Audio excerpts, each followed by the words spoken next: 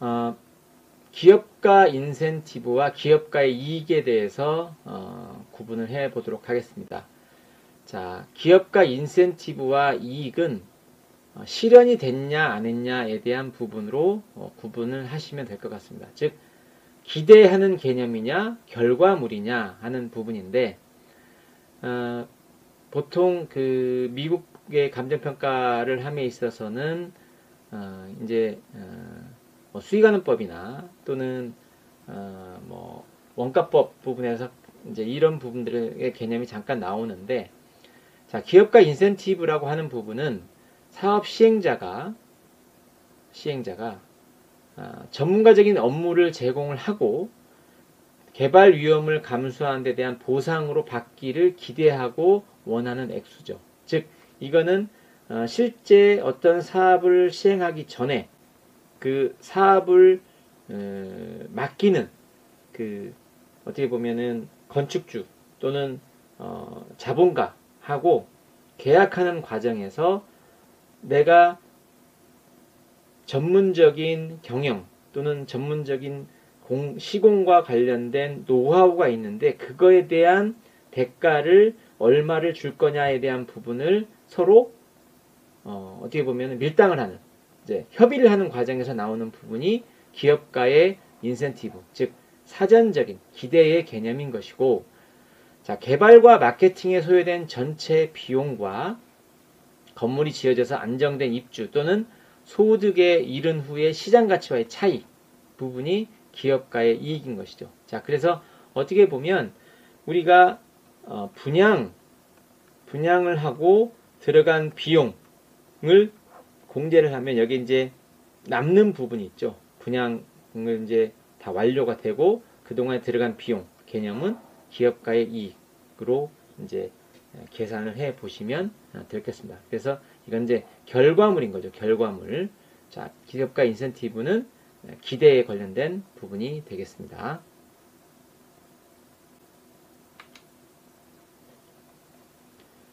시장 개념에 대해서 설명을 드리도록 하겠습니다. 자, 활발한 시장과 침체된 시장이라 볼 수 있는데, 자, 활발한 시장이라고 하는 것은 자, 수요가 증가하고 또 이에 따른 이제 공급이 늦어지죠. 즉 우리가 이제 수요는 금방 나타날 수 있는 어떤 부분이지만 그 수요에 따른 공급은 보통 지연이 될 수 있고, 왜냐하면 건물을 짓는 또 인허가 과정 이런 부분에 대해서 시간이 필요하기 때문에 활발한 시장으로 볼 수 있겠죠. 자, 그래서 가격 상승을 특징으로 하는 시장이죠. 즉 증가하는 수요, 이에 따른 공급이 지연되기 때문에 가격이 당연히 상승이 되는 부분이죠. 자, 공급은 이러한 부분이고, 자, 수요가 이 상태에서 이렇게 증가가 되면 가격은 당연히 이렇게 올라가는 어떤 그런 부분이 이제 활발한 시장의 개념으로 볼 수 있겠죠. 자, 침체된 시장이죠. 침체된 시장. 수요가 감소하고, 자, 이렇게 보시면, 자, 수요가 감소를 통해서, 자, 기존의 가격이 떨어지는, 즉, 수요가 감소해서 상대적인 공급 과잉으로 가격 하락을 수반하는 시장이 침체된 시장 개념으로 보시면 되겠습니다.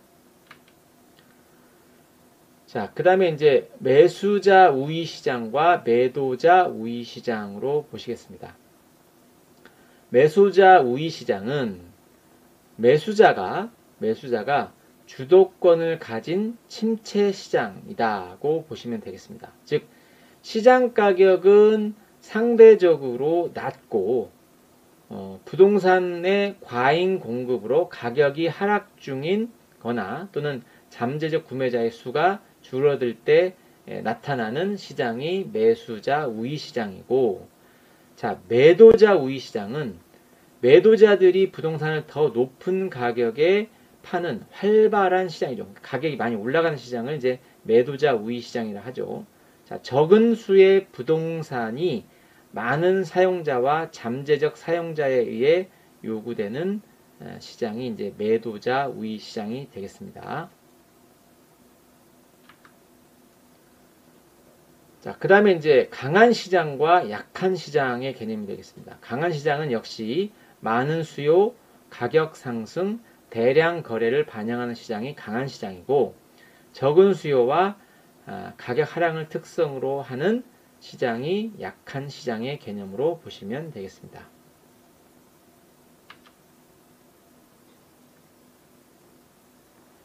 시장 임대료와 계약 임대료에 대해서 설명드리겠습니다. 자, 시장 임대료는 일반적으로 경쟁 시장에서 받을 수 있는 이제 임대료의 개념인 것이죠. 자, 그래서 보면은 일반 경쟁 시장에서 임대료의 조정, 재평가, 그다음에 허용된 이용 상황이나 그다음에 뭐 비용 의무, 뭐 임대 양어, 뭐 구매 옵션, 임차인 계량물 등을 포함하는 일반적인 임대 계약의 조건과 제한을 모두 반영해서 부동산이 얻을 수 있는 가장 가능성이 높은 임대료를 시장 임대료라고 하죠. 즉, 이거는 매수인과 매도인만 받을 수 있는 임대료가 아니라 제3자 누구나에게 다 받을 수 있는 또는 줄 수 있는 임대료가 시장 임대료에 대한 개념인 것이고, 기준 시점에 대상 부동산과 동일한 비용 부담을 갖고 있는 비교 대상에 대해 지불되거나 요구되는 현 상태의 임대료라고 보시면 되겠습니다. 자, 이걸 이제 분석할 때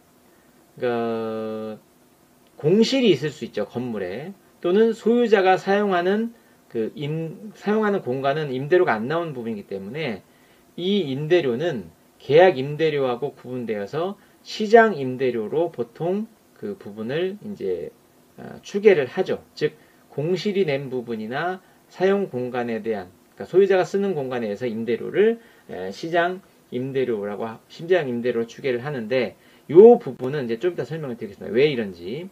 자, 그 다음에 완전 소유권 감정평가의 모든 임대 가능한 공간은 시장 임대료로 추계를 한다 하는 부분입니다. 자, 이 부분이 왜 중요하냐면, 이 부분. 자, 시장 임대료는 결국 어디로 가게 되냐면, 이 시장 가치를 평가하는 부분과 관련이 되어 있습니다. 자, 그래서 소득을 분석할 때, 건물에 대한 임대료를 분석할 때, 자, 공실이 난 부분이나 소유자가 쓰고 있는 공간에 대해서는 임대료를 못 받잖아요. 그 임대료를 시장 임대료의 그 내용을, 그 부분을 적용을 해서 시장 가치, 대상 물건에 대한 시장 가치를 평가할 때는 전체를 다 시장 임대료로, 누구나 다 받을 수 있는, 누구에게나 다 줄 수 있는 임대료로 그 부분을 평가를 하게 되는 거죠. 자, 그래서 시장 임대료는 이러한 개념이고, 이러한 일반 시장에 받을 수 있는 개념이고, 결국은 뭐냐? 시장 가치, 마켓 밸류를 평가할 때 기초가 되는 부분이기 때문에 시장 임대료를 중요하게 여긴다 하는 부분이죠. 이제 이 부분은 다른 말로는 이제 경제적 임대료라는 부분으로 볼 수 있겠습니다.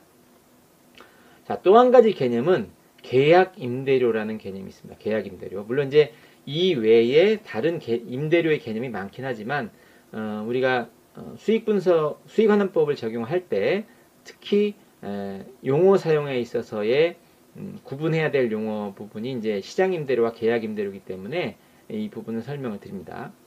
자, 이거는 이제 임대 계약에 명시된 실제 임대료죠. 즉, 임대인과 임차인 간에 만들어진 계약서에 의해서 실제 지불이 되고 있는 임대료를 계약 임대료라고 하는 부분이고, 자, 이 임대료는 시장 임대료와 같거나 계약 임대료는 어떨 때는 시장 임대료보다는 계약 임대료가 클 때도 있고, 또는 계약 임대료가 시장 임대료보다 작은 경우도 발생이 될 수 있습니다. 이거는 이제 임대인과 임차인 간의 계약에 의해서 이루어지는 임대료이기 때문에 이러한 세 가지의 경우가 발생될 수 있죠.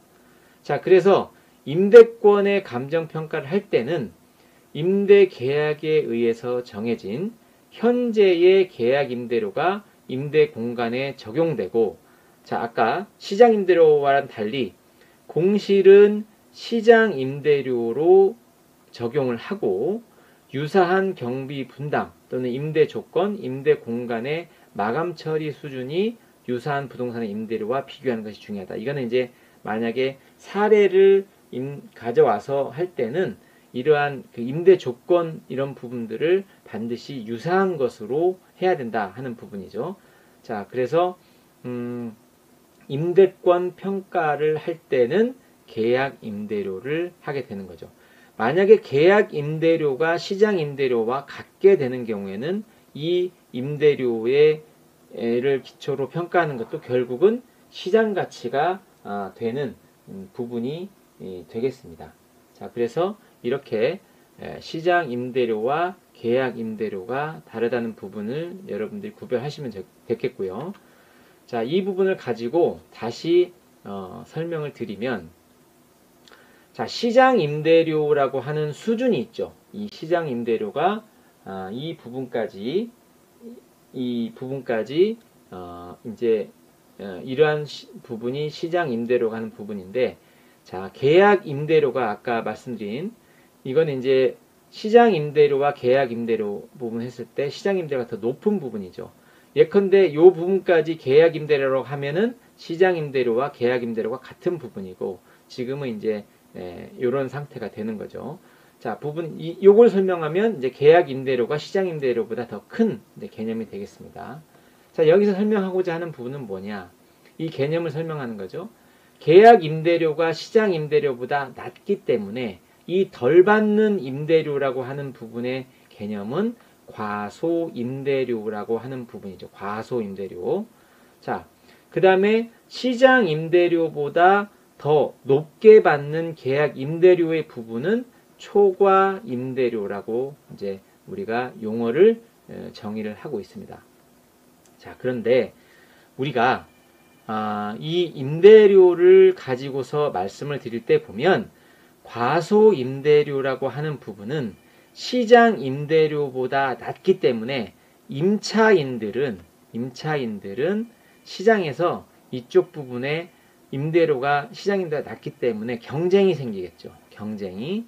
자, 그래서 이 경쟁이 생기기 때문에 이 부분은 여러분들이 평가를 하실 때 유의를 하셔야 될 것 같습니다.